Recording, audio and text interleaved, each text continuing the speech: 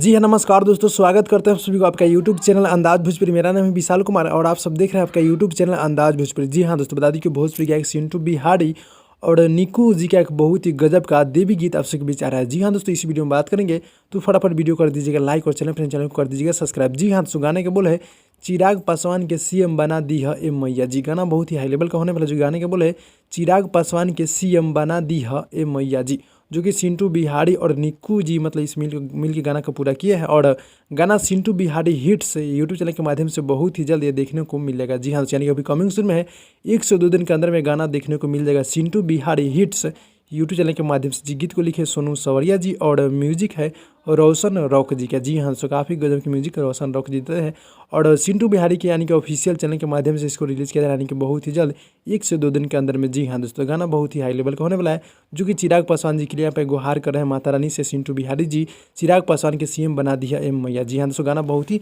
मज़ेदार, बहुत ही high level का होने वाला है। तो आप लोग मेरे चैनल को सब्सक्राइब कर दीजिएगा, नोटिफिकेशन बेल आइकन को आप लोग ऑल पे कर दीजिएगा। तो भाई लोग मिलते हैं अगली वीडियो में, तब तक के लिए धन्यवाद दोस्तों।